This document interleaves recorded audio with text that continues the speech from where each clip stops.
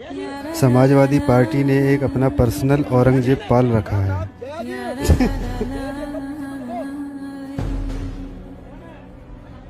तो और मेरे प्यारे आईवनों की हालचाल मजा में एक बार फिर से आपका स्वागत है अपने चैनल सेफ्रॉन पे एटीट्यूड में। और मैं आपका भाई दुर्गेश लेकर आ चुका हूँ एक और नई वीडियो।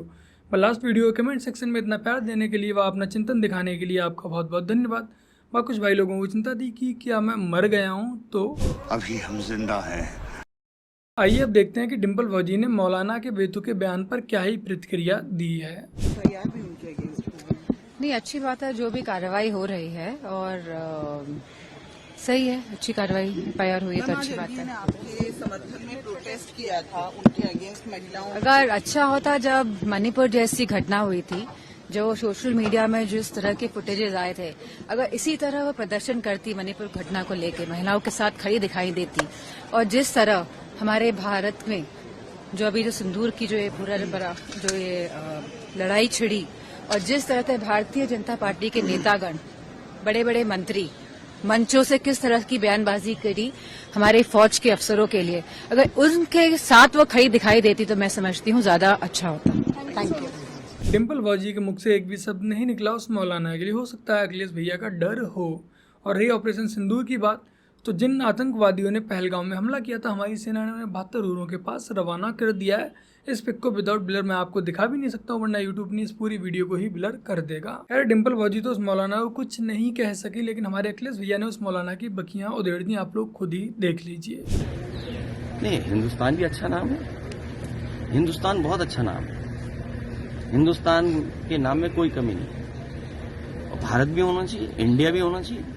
इंडिया के साथ कौन था? हम लोग तो भारत के साथ थे, हिंदुस्तान के साथ थे। इंडिया के साथ कौन था? ये जो कहते हैं ना नवाजवादी, सुना होगा आपने कभी कभी, हमारे लिए नवाजवादी कहते हैं। दिल्ली में भी कहा, यहाँ एक कोई सांसद है हमारे नवाजवादी कह रहे हैं। आपको उनको पता नहीं है, बीजेपी में नए आए होंगे हो सकता है, या बीजेपी का इतिहास नहीं पढ़ा होगा उन्होंने। बीजेपी के जो सबसे पहले राष्ट्रीय अध्यक्ष बने, उनके प्रस्तावक 5 बार की नवाजी थे। और जब अधिवेशन हुआ उसका खर्चा भी कुछ लोगों ने उठाया।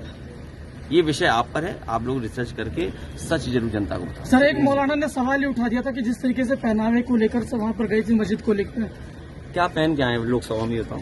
मस्जिद के अंदर नहीं, लोकसभा में क्या पहन के आए बताओ? जो लोकसभा में पहन के आएंगे वही हमारी हर जगह ड्रेस होगी। अखिलेश भैया को भी पूरी रामायण याद है, लेकिन ये नहीं पता कि रावण को किसने मारा। सब वोट बैंक का चक्कर है बाबू भैया। अब उनसे आप पूछिए कि परसों से जो लोग मुझे माँ बहन की गालियां दे रहे हैं, मेरी बच्ची तक का बलात्कार करने की बात कर रहे हैं, मुझे जान से मारने की लोकेशन मुझसे मांग रहे हैं कि लोकेशन दे दो, तुझे वहीं आके मारेंगे, तो क्या ये मर्यादित है? अखिलेश यादव थोड़ी करवा रहा है। अखिलेश यादव करवा रहे हैं।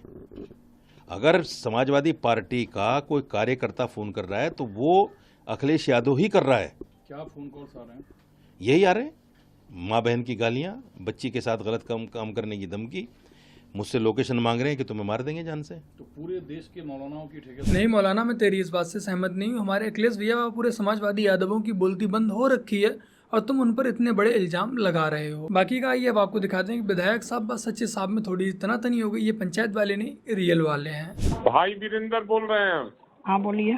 बोलिए, कौन बोल रहा है? अरे इनसे बात करना है आपको। अरे पंचायत सचिव से मैं बात करना चाह रहा हूँ। हाँ, पंचायत सचिव बोल रहा हूँ, बोलिए। अरे तो भाई वीरेंद्र को तुम नहीं पहचानता है? तू कहेगा कि बोलिए। तो अपना परिचय दीजिएगा तब ना। अरे भाई वीरेंद्र का नाम परिचय देना पड़ता है? भाई वीरेंद्र मेरा नाम है, तू नहीं जानता है भाई वीरेंद्र कौन है तुम्हारा? नहीं जानकारी रहता तो ऐसे थोड़ा बतियाते हैं। कहाँ इंग्लैंड का है का तू? टेढ़िया तू है रे। हाँ विधायक जी बोलिए। अरे विधायक जी बोलिए, फिर जूता से मारेंगे घींच के, समझा? तू टेप करो चाहे जू करो, प्रोटोकॉल का ख्याल नहीं रखेगा रे। हिंदुस्तान जानता है यार, तुम कह रहे कि भाई वीरेंद्र कौन है नहीं जानते हैं? अरे तो बोलिए ना, क्या बात है? हम प्रणाम करना चाहिए। हाँ प्रणाम विधायक जी, बोलिए। काम मत कर, तू कर्मचारी है, कर्मचारी सन काम कर। हाँ तो अभी प्रेम से बतियाइएगा तो प्रेम से बतियाएंगे, ठीक है ना? नहीं जो जहाँ जो कुछ करना रहता है करना होगा, करते रहिएगा, कोई ऐसा डर नहीं है हमको, ठीक है? तो तुमको नौकरी करने का अधिकार नहीं है मनेर में, जब नहीं जानता है अपने प्रतिनिधि का नाम तो जाके लिख दे दीजिए, ट्रांसफर करा दीजिए। ट्रांसफर नहीं, हाँ अब दूसरा बात हो जाएगा ना, ट्रांसफर। अच्छा, उतना धमकी मत दीजिए, उतना धमकी से कोई डरना ना जा रहा है। दूसरा बात हो जाएगा, क्या हो जाएगा? कहाँ कह रहे तू?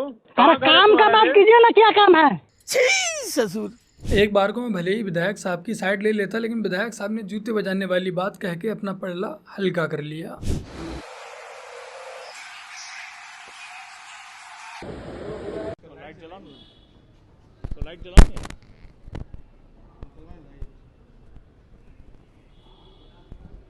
ये वाला थोड़ा सा हटाइएगा, ये वाला हाँ, ये वाला ये पीछे व्हाइट वाला कागज हटाइए ना, हाँ व्हाइट हाँ, अब उसको फिलहाल सचिव साहब ने विधायक जी के खिलाफ एफआईआर दर्ज करवा दी है, वो भी SC/ST एक्ट में।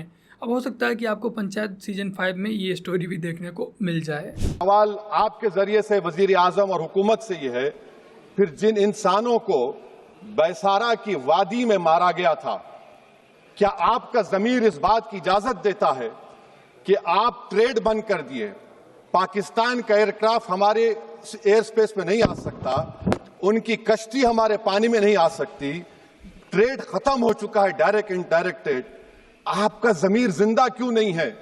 किस सूरत से आप पाकिस्तान से क्रिकेट मैच खेलेंगे जब हम पानी नहीं दे रहे हैं? 80% पानी पाकिस्तान का हम रोक रहे हैं, ये कहकर के पानी और खून नहीं बहेगा, आप क्रिकेट मैच खेलेंगे?